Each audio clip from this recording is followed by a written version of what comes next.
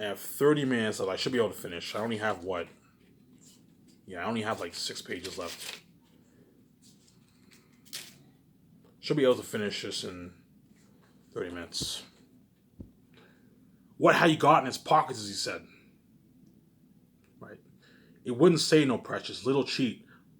Not a fair question. It cheated first. It did. It broke the rules. We ought to have squeezed it. Yes, precious. And we will precious. That's the simple of his talk. I don't suppose you want any more. I had weary days of it. From hints dropped among the snarls, I gathered that his padding feet had taken him, alas, to Esgaroth, even to the trees of Dale, listening secretly and peering. While the news of the great events went far and wide in woodland, and many had heard Bibel's name and knew where he came from. We had made no secret of our own journey to his home in the west. Gollum's sharp ears would learn what he wanted. Then why didn't he track Bilbo further? Asked Frodo. Why didn't he come to the Shire? Ah, said Gandalf, now we come to it. I think Gollum tried to. He set out and came back westward as far as the great river, but then he turned aside. He was not daunted by the distance, I'm sure. No, something else drew him away. Frodo asks Gandalf, why didn't Gollum come to the Shire when he was looking for the ring when Bilbo took the ring? And Gandalf saying something steered Gollum away from the Shire, obviously, right? I think Gollum tried to. He set out and came back westward as far as the great river, but then he turned aside. He was not daunted by distance, I'm sure. No, something else drew him away. So my friends think those that hunted him for me. But what else tracked him first? An easy task for them, for his trail was still fresh then. Though Mirkwood and back again it led them. Though they never caught him, the wood was full of the rumor of him. Dreadful tales even among beasts and birds. The woman said there was some new terror abroad, a ghost that drank blood. It climbed trees to find this. It crept into holes to find the young.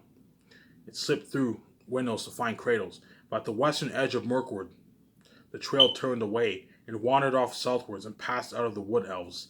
Canon was lost. Blah, blah, blah, right? And then I made a great mistake. Yes, Frodo, not the first. Though I fear it may prove the worst, I let the matter be. I let him go. So Gandalf let Gollum go when he got information from Gollum, obviously. And Gandalf is saying, I regret doing that. It's a mistake. I'm saying, I let him go for I had much else to think of that time. And I still trusted the lore of Saruman. Well, that was years ago. I had paid for it since my many and dark, dangerous days. The trail was dark cold when I took it up again after Bilbo left here, and my search would have been in vain. So once Bilbo left, so Gandalf went and saw Gollum near Mirkwood, obviously, and he let him go, and he regrets letting him go. Then once Bilbo leaves, he tried to look for him again, but the trail was cold. He couldn't find Gollum, obviously. Right? Took it up again after Bilbo left there, and my search would have been in vain.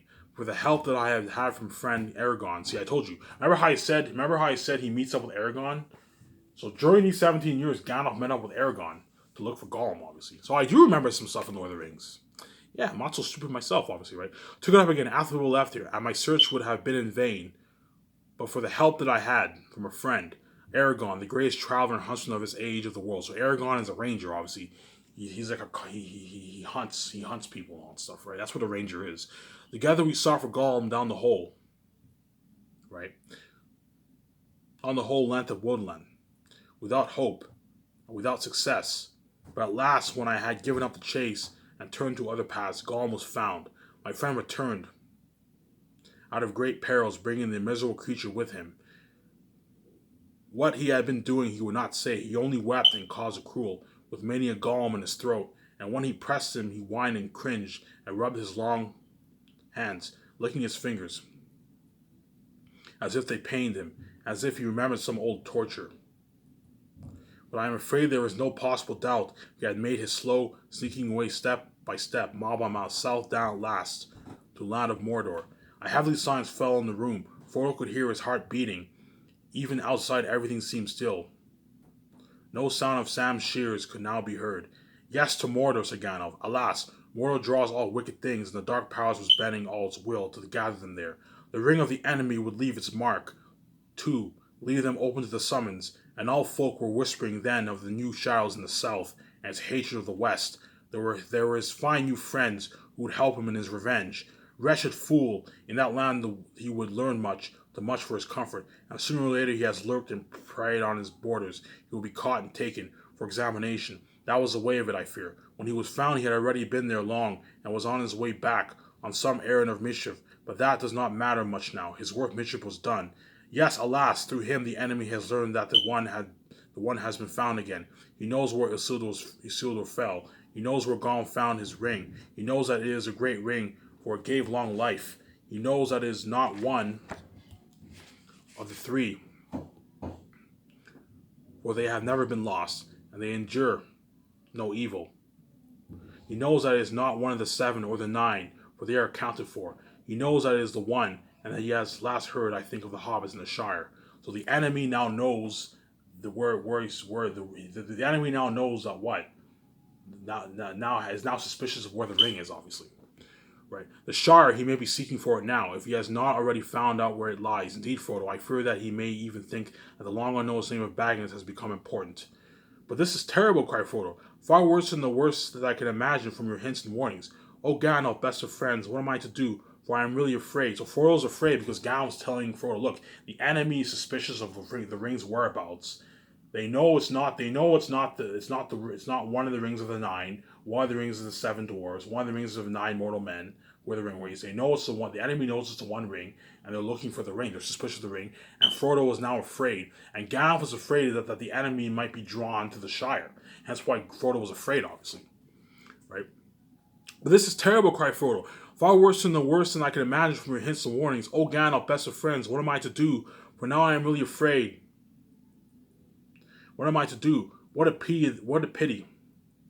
What a pity Bilbo did not stab that foul creature when he had a chance. Remember in the movie when Frodo was like, remember in the movie when Frodo was like, it's a pity that Gollum didn't kill Bilbo when he had the chance. What Peter Jackson did, he took this dialogue and he had Frodo say that in the minds of Moriah. I told you there's a lot of differences from the book and the movie. When I'm reading all this dialogue that I'm reading, you don't see that in the movie. Obviously, a lot of things cut out. Obviously. And the reason why Frodo's saying it's a pity that Bilbo didn't kill him when he had a chance is the reason why Frodo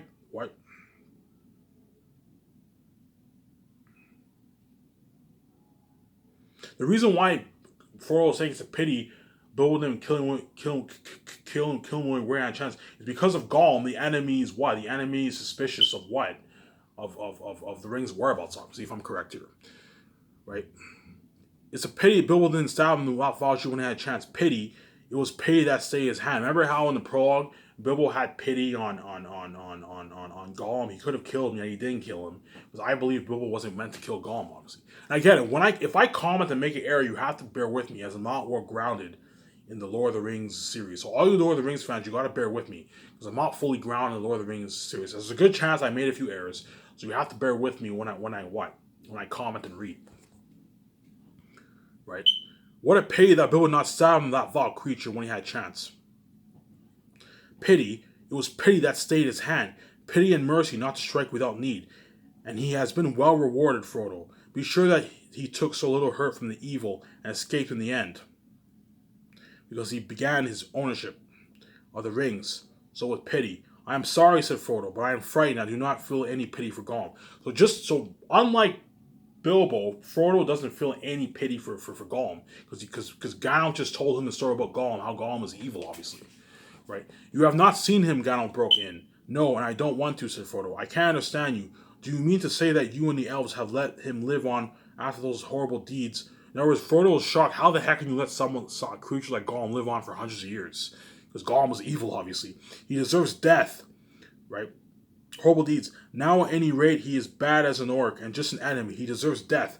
Deserve it? I dare say he does. Many that live deserve death, and some that die deserve life. Can you give it to them? Then do not be too eager to deal out death and judgment, for even the very wise cannot see all ends. I have not much hope that Gollum can be cured before he dies, but there is a chance of it, and he is bound up with the fate of the ring. My heart tells me that he has some part to play yet, for good ill, before the end. And when that comes, the pity of Bilbo may rule the fate of many. Yours not last in any case. We did not kill him. He is very old and very wretched. The Wood Elves have him in prison, but they treat him with such kindness as to confine their wise hearts. All the same, said Frodo, even if Bilbo could not kill Gollum. I wish he had not kept the ring. I wish he had never found it, and I wish I had never got it. Why did you let him keep it? Why didn't you make me throw him away or destroy it?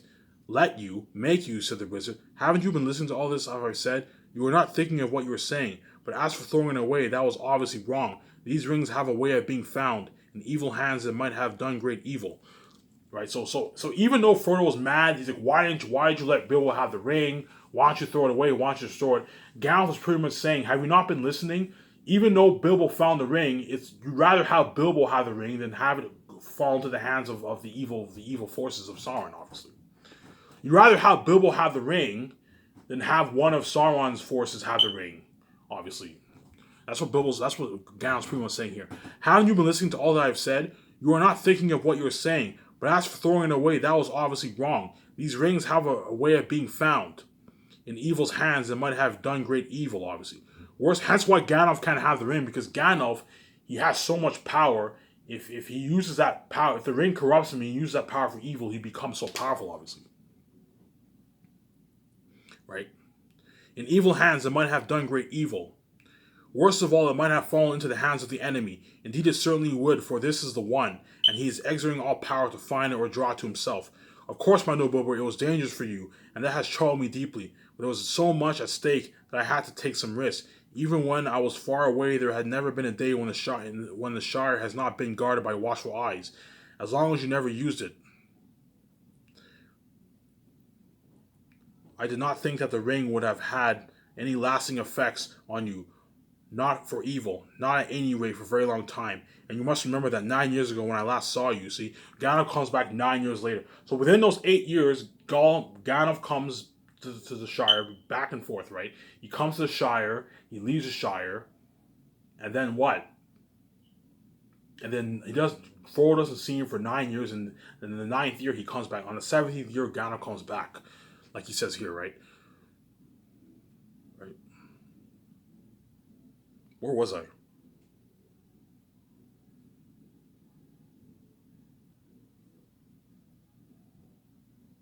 I forget where I was. Of course, my dear Frodo, it was dangerous for you, and that has troubled me deeply. But there was so much at stake that I had to some risk. Even though I was far away, there had never been a day when the Shire has not been guarded by watchful eyes.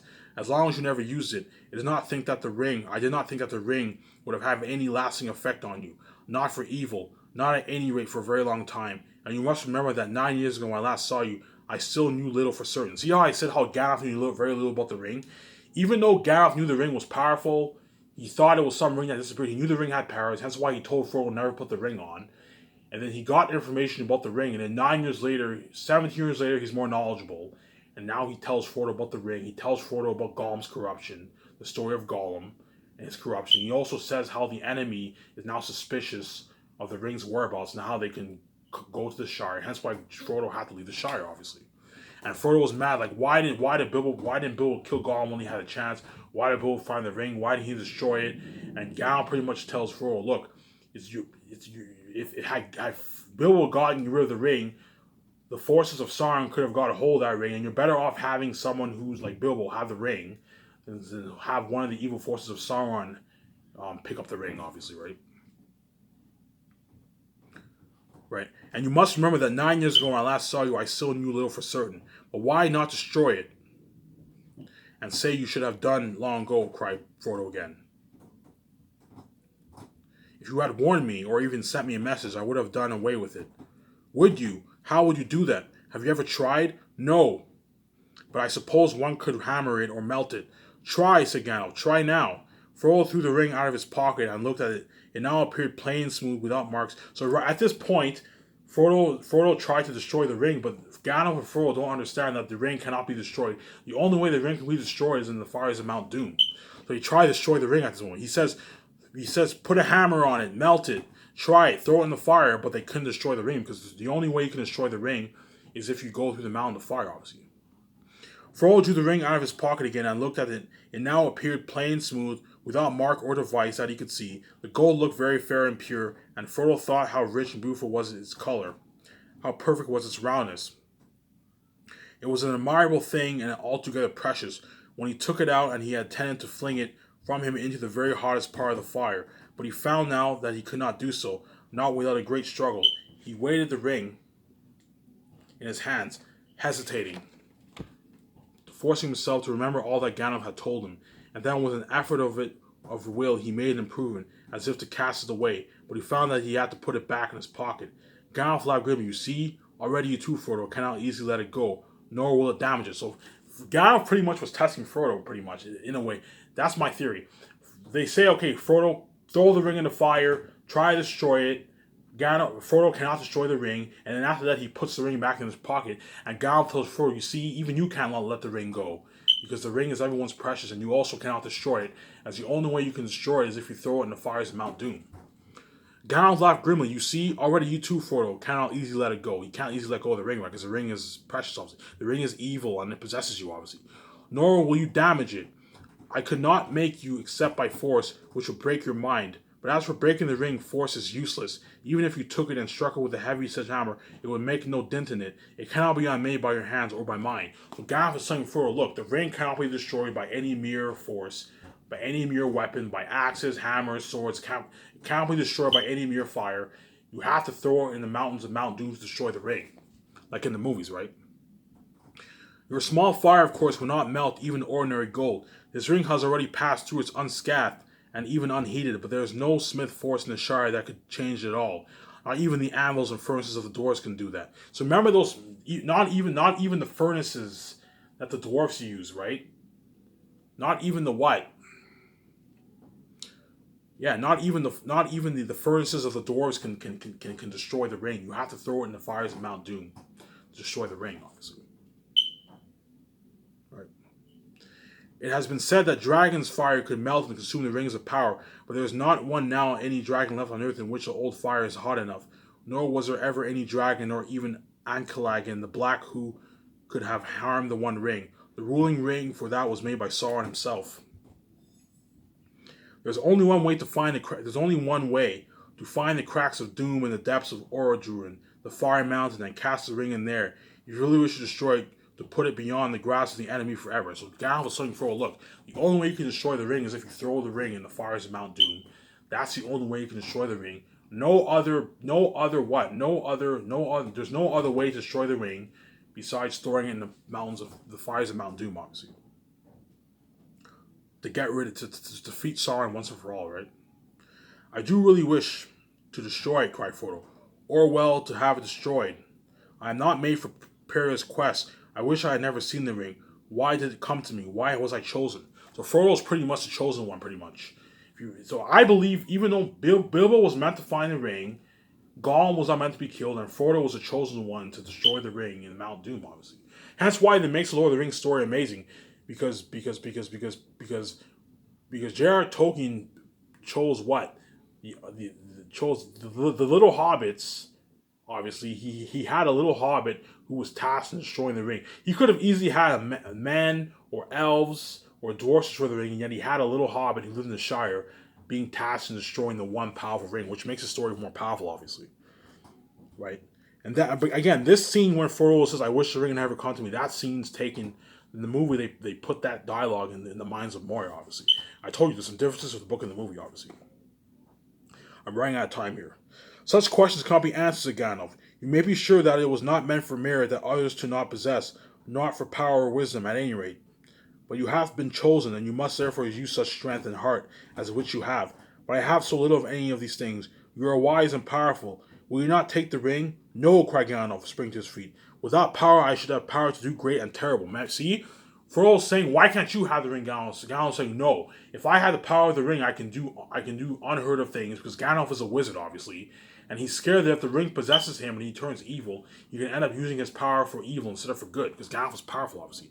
And over to me, the ring would gain a power so great and more deadly. In other words, if Gandalf had the ring, he'd be more powerful than you can ever imagine, obviously, right? His eyes flashed and his face was lit as a fire within. Do not tempt me, for I do not wish to become like the Dark Lord himself. In other words, Gandalf is so powerful that if he had the ring, he can become almost as powerful as Sauron. That's how powerful Gandalf is, obviously. Yet the way of the ring is to my heart is by pity for weakness and desire for strength to do good. Do not tempt me. I dare do not take it, not even to keep it safe, unused. The wish to wield it would be too great for my strength. I shall have such need of it. Great perils lie before me. He went to the shadow and drew aside the curtains and the shutters. Sunlight streamed back again into the room. Sam passed along the path outside whistling. And now, says the wizard, turning back to Frodo, the decision lies with you, but I'll always help you. He laid his hands on Frodo's shoulder. I will help you bear this burden as long as it is yours to bear. That's in the movie, but Peter Jackson took that scene and put it in the Council of Elrond. I told you, there's a lot of differences from the book and the movie, man. You see what I'm saying when I say the movie's different from the books? Yeah, man.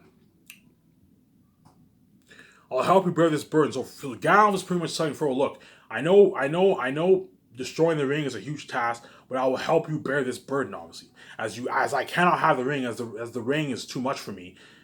If the ring were to turn me, I can end up using my powers for evil instead of for good. In other words, Gandalf is too powerful to have the ring. It's too risky for someone like Gandalf to have the ring. Because if Gandalf had the ring, he could become as powerful as the Dark Lord himself. He would become almost as powerful as Sauron. Because Gandalf is so powerful, obviously. Right? I will help you bear this burden, as long as it is yours to bear, but we must do something soon. The enemy is moving. So Gandalf is telling Frodo, look, we must do something soon. The enemy is on the move, obviously. There was a long silence. Gandalf sat down again and puffed at his pipe, as if lost in thought. His eyes seemed closed, but under the lids, he was watching Frodo intently. Frodo gazed fixedly at the red embers of the hearth until they filled all his vision, and he seemed to be looking down into profound wells for fire. He was thinking of the fabled cracks of doom and the terror of the fiery mountain. Well, said Gandalf at last, what are you thinking about? Have you decided what to do? No, answered Frodo, coming back to himself out of the darkness and finding to surprise that it was not dark, and that out of the window he could see the sunlit garden. Or perhaps yes. As far as I understand what you have said, I suppose I must keep the ring and guard it, at least for the present, whatever it may do to me. Whatever it may do, it will be slow to evil if you keep it with that purpose, said Gandalf. I hope so, said Frodo. I hope that you may find some other better keeper soon, but in the meantime it seems... Almost done here. I am a danger to all that live near me. Now, as Frodo is saying, look, because I have the ring, it's because of what you told me, how the enemy suspicious of the ring's whereabouts, how they could move to the Shire. Frodo was saying, look, because I have the ring, I'm a danger to all the hobbits around in the Shire. Hence why Frodo had to leave the Shire, obviously. To not endanger the hobbits, obviously. He had to destroy the ring, obviously. I am a danger to all that live near me. I cannot keep the ring and stay here. I ought to leave Bag End. See, he's leaving the Shire now. Leave the Shire. Leave everything and go away, he sighed. I should like to save the Shire, if I could. Though there have been times when I thought the inhabitants too stupid and dull for words, and I felt that an earthquake or an invasion of dragons might be good for them. But I don't feel like that now. I feel that as long as the Shire lies behind, safe and comfortable, I shall find wandering more bearable. Know that somewhere there is a firm foothold, even if my feet cannot stand there again. Of course, I have sometimes thought of going away, but I imagine that as a kind of holiday, a series of adventures like Bilbo's or better, ending in peace. But this would mean exile, a flight from danger into danger, drawing it after me. Again, all these dialogue is not in the movie, right? I suppose I must go alone if I am to do that and save the Shire. But I feel very small and very uprooted and very desperate. The enemy is so strong and terrible. He did not tell Gandalf, but as he was speaking, a great desire to follow Bilbo flamed up. Desire flamed up in his heart to follow Bilbo and even perhaps to find him again. It was so strong that it overcame his fear. He could not almost have run out there and then down the road without his hat, as Bilbo had done on a similar morning long ago. My dear Frodo, exclaimed Gandalf, hobbits really are amazing creatures. Remember that scene when in Fellowship of the Ring when Frodo leaves, and then Gandalf was like, never put it on. You know what I'm saying? He's like, hobbits really are great creatures. Peter Jackson took this scene and put it in the movie, obviously. My dear Frodo, exclaimed Gandalf, hobbits really are amazing creatures, as I said before. You can learn all that there is to know about their ways in the month, and yet after 100 years they can still surprise you at a pinch. I hardly expect to get such an answer, for even from you, but Bilbo made no mistake in choosing his heir. Though he little thought how important it would prove, I am afraid you are right. The ring will not be able to stay hidden in the Shire. In other words, Frodo was saying, look, the ring cannot stay hidden in the Shire any longer. The enemy suspicious of the ring's whereabouts, hence why Frodo had to leave the Shire. You have to save the Shire, you have to leave the Shire. That way he keeps what? That way he can what? Because the enemy is suspicious of the ring's whereabouts, Frodo had to leave the Shire to what? To steer them away from showing up to the Shire, obviously. Right? I hardly expected to get such an answer, not even from you. Bilbo made no mistake in choosing his heir. Though little thought how important it would prove, I'm afraid you are right. The ring will not be able to stay hidden in the Shire much longer. And for your own sake, as well as for the others, you have to go and leave the name of Baggins behind you. So Frodo had to get a fake identity. Underhill, obviously, right? Just like in the movies, right? The name will not be safe to have outside the Shire or in the wild. I'll give you a traveling name now. When you go as Mr. Underhill. Obviously. But I don't think you need to go alone. Not if you know of anyone who you can trust and who would be willing to go by your side, and that you will be willing to take into unknown perils. But if you look for a companion, be careful in choosing, and be careful of what you say, even to your closest friends. The enemy has many spies and many ways of hearing. That's where I got the idea off the spies of Eretad. You have the spies in Lord of the Rings. You have the evil crows who are the spies of Eretad, obviously. Suddenly he stooped as if listening. Frodo became aware that all was very quiet, inside and outside. Gandalf crept to one side of the window. Then with a dart he sprang to the sill and thrust a long arm in downwards. There was a squawk, and up came Samwise Gamgee, curled hauled by one ear. Well, bless my beard, said Gandalf. Sam Gamgee, is it? Now, what have you been doing? Lord bless you, Mr. Gandalf, sir, said Gam. Nothing. Leastways, I was just trimming the grass border under the window if you follow me. He picked up his shears and exhibited them as evidence. I don't, said Gandalf grimly. It is some time since I last heard the sound of your shears. How long have you been eavesdropping? Eavesdropping, sir. So Gandalf was eavesdropping during the conversation. I don't follow you, begging your pardon. There ain't no eaves or bag ends, and that's a fact. Don't be a fool. What have you heard? And why did you listen? Gandalf's eyes flashed and his brows stuck out like bristles. Mr. Frodo, sir, cried Sam, quaking. Don't let him hurt me, sir. Don't let him turn me into anything unnatural. My old dad would take on so. I meant no harm on my honor, sir. He won't hurt you, said Frodo, hardly able to keep from laughing.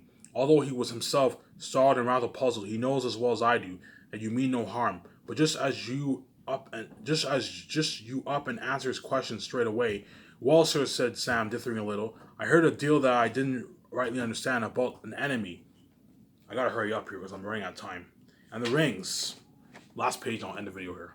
Mr. Bilbo, sir, and dragons, a fiery mountain, and the elves, sir. I listened because I couldn't help myself, if you know what I mean. Lord bless me, sir, but I do love tales of that sort, and I believe them too. Whatever Ted may say, elves, sir, I would dearly love to see them. Couldn't you take me to see the elves, sir, when you go? Suddenly Gandalf laughed. Come inside, he shouted, and putting out both his arms, he lifted his astonished Sam cheers, grass clippings and all, right through the window and stood him on the floor.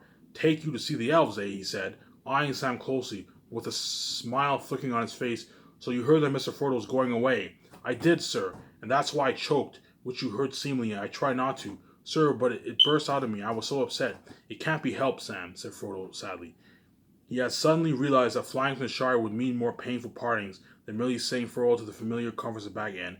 I shall have to go, but here he looked at Sam. If you really care about me, you will keep that dead secret. See, if you don't, even if you breathe a word of what you've heard here, then I hope Gandalf will turn you into a spotted toad and fill the garden full of snakes. Right. So Frodo's telling Sam, look, whatever you heard, keep it a secret, obviously, about the ring and all that stuff. Right. Sam fell on his knees, trembling. Get up, Sam, said Gandalf. I have thought of something better than that. Something to shut your mouth and punish you probably for listening. You shall go away, Mr. Frodo. Me, sir, cried Sam, springing up like a dog invited for a walk. Me go and see elves and all. Hooray, he shouted, and then burst into tears. And that is the end of chapter 2. And so stay tuned for my next video. I don't have time to give it a reaction. I have like 3 seconds left on my phone. So stay tuned for my next read along, which will be chapter 3.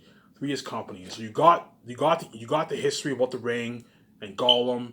Frodo knows that the ring is a danger to the Shire, and now him and Sam are about to leave the Shire. And that pretty much ends chapter 1. So stay tuned for my next video, my next read along. I'll be reading chapter 3. So this ends chapter 2. Stay tuned for my next video, chapter 3. 3 is company. You're looking at a very interesting video for that. This is Avin Omer. I'm signing out. Peace.